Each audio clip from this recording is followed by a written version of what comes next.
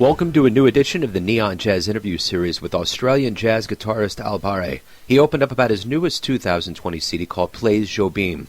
This cat is a consummate professional that dedicates himself to his art.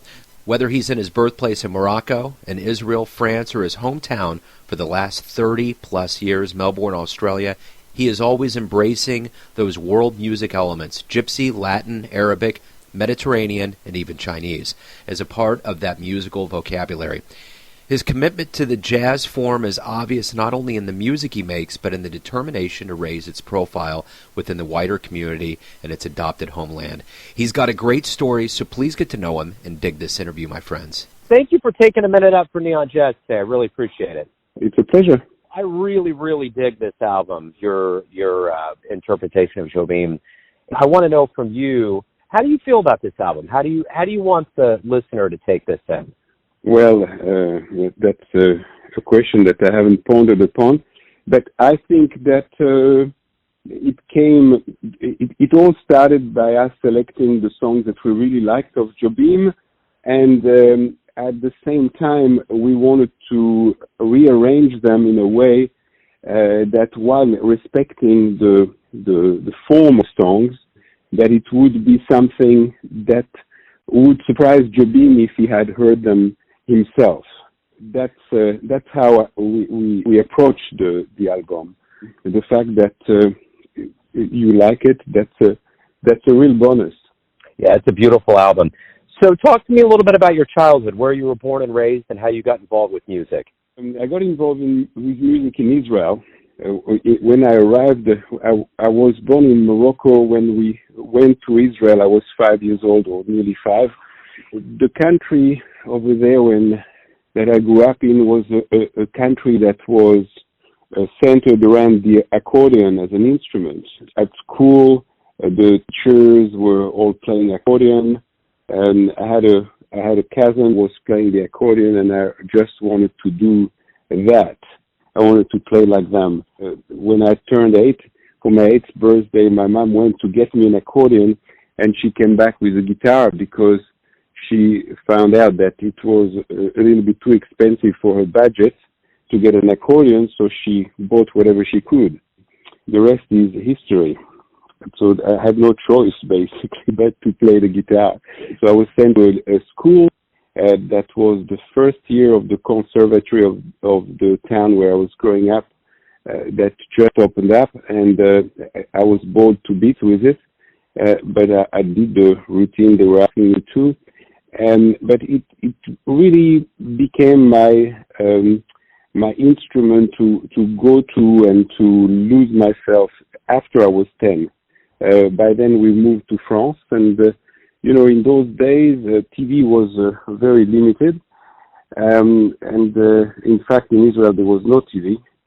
In France, the programs were not for kids. So, you didn't have the internet, you didn't have the cell phones or anything. So, you needed to find spaces where you could actually get your imagination going, and that was the guitar for me.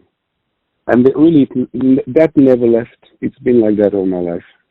What jazz musicians did you start listening to in the beginning that really inspired you? So if you want, my father was working in Morocco in an American military base. He worked there for 15 years. And so he is the one who really fell in love with jazz. And he was bringing home all the records of the time. So the soundtrack of my childhood was all the American classics, the Frank Sinatra, the Nat King Coles, and so on. And so therefore, I thought that was always natural to listen to that sort of music, although he did listen also to opera, and that I know I didn't like at the time. I like it a little bit more now, but it took me a lifetime to like opera. Therefore, to me, jazz was natural. However, I also grew up in the era of Jimi Hendrix. In fact, Jimi Hendrix passed away when I was 10 years old. But this music reverberated for a long time. So rock, that sort of rock was also in the background.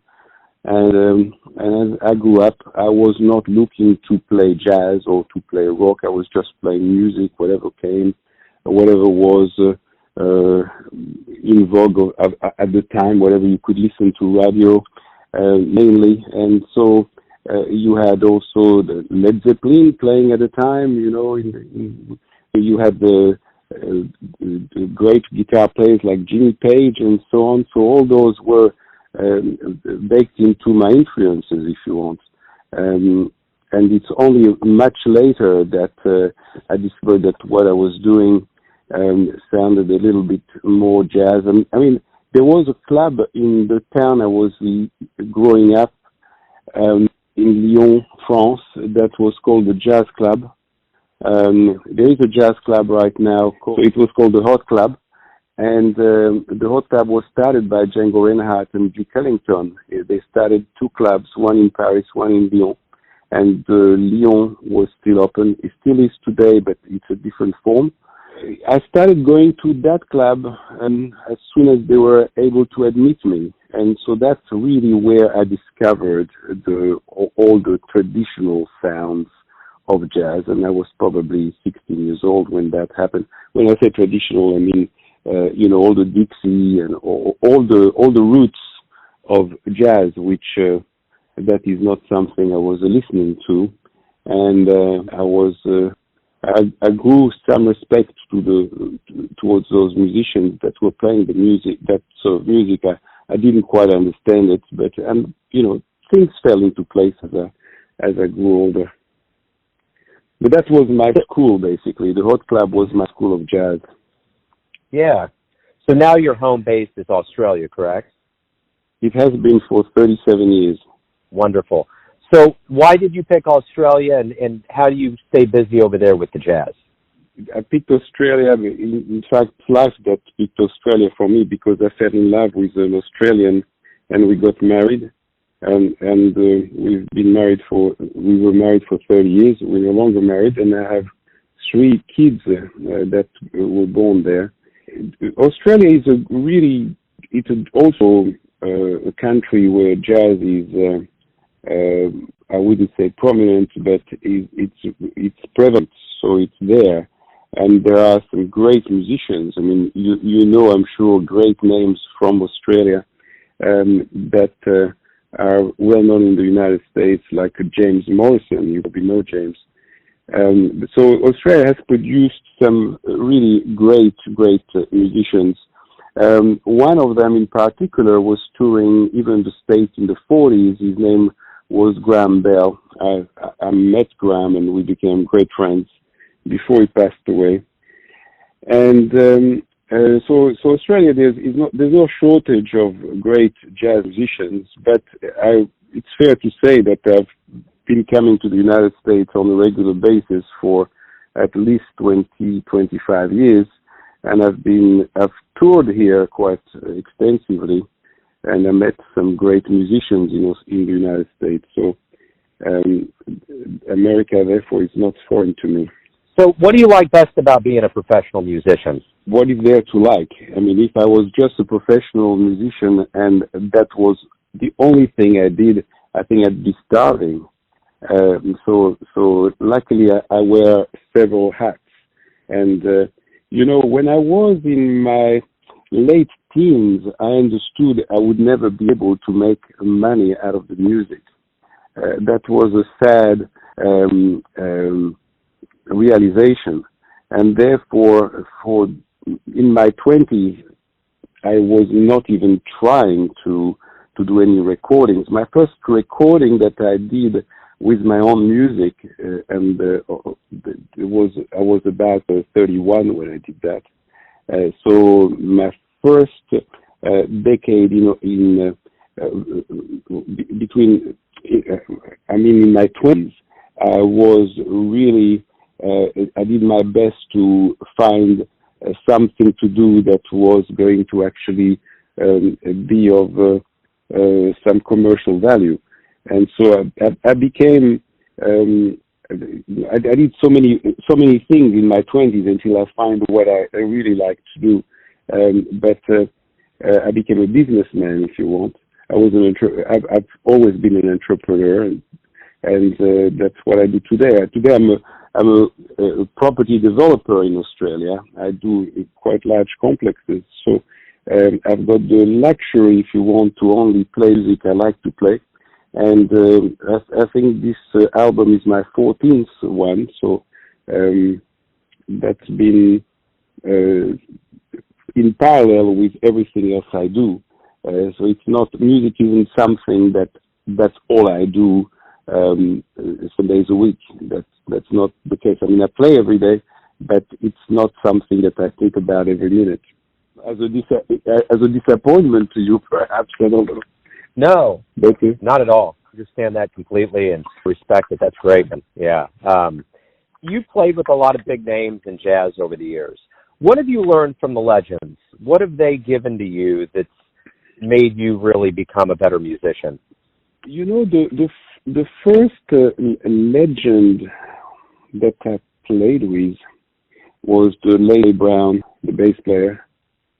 And it was an album that I was producing for someone else, for Joe Kindamo, in fact, the arranger and my piano player for many, many years. And we started our collaboration by me organizing his very first album, because I couldn't believe that this fellow was so talented. He was in his 30s, and he had not yet recorded his own album. And Ray Brown was coming. He was in Australia, and so I reached out to him, and he was such an easy guy to approach, and we became very good friends. He stayed at my place, and we had such a great we had such a great contact. And what Ray taught me was to be totally relaxed when playing music. That's the one thing that he did for me, that he stayed with me until to this day. And that's absolutely the case. But with other musicians, of course, I got totally inspired by Chick Corea, for instance, by the way that he approaches instruments. I was very fortunate to be the artistic director of the Melbourne International Jazz Festival, and I invited Chick to come along and play at the festival, and I organized a few concerts for him. And what I found was that he was playing, practicing his piano the moment he opened his eyes, and he didn't stop basically until he closed his eyes. And we had to have actually a piano in his room. And so that was actually so inspiring, because I thought that when I was practicing 3 or 4 hours, I was doing well. I discovered a different dimension of what practicing meant, etc. I mean, there's been so many things that inspired me by those great people that I would need to write a book about it one day. Absolutely. What was the first live jazz show that you ever saw that really inspired you? I've seen so many. As you know, I've organized the Melbourne International Jazz Festival, as I said a moment ago. But I also own a club in Melbourne that's called Bird's Basement. And if you check the amount of talent that have come through the club over the last 4 years, it's totally amazing. We had some great people, and every one of them has inspired me. But, you know, since my childhood, I've seen so many concerts. I mean, is there one that comes to mind? I don't know. I think the best experience in music is not so much when I watched the concert, but when I played. Sometimes you get some amazing experiences in your own playing that surpass the rest, really. If you come to Kansas City and you play in one of our venues, and you have to describe what a show is like that you give, what would you say a show is like? I played in Kansas City, by the way. Oh, you did?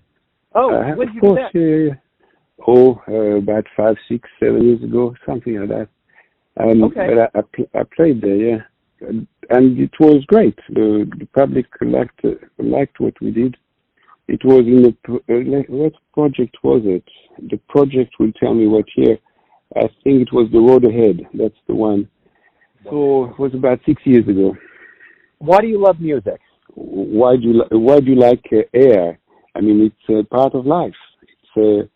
It's what enables you to go through life in a happy way. For me, music is my meditation, but it's my energy. It's everything really.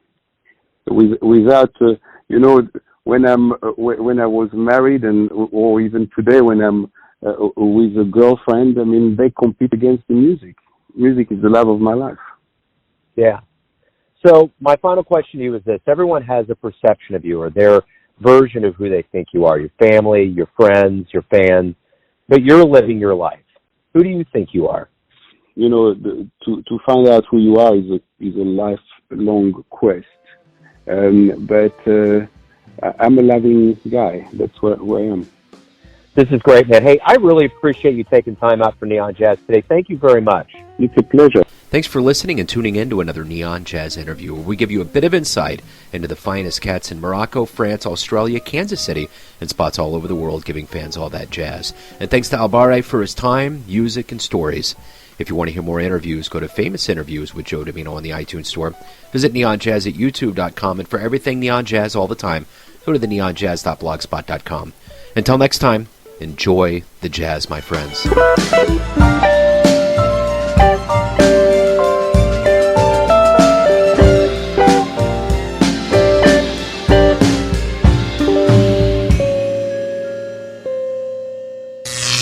Neon Jazz.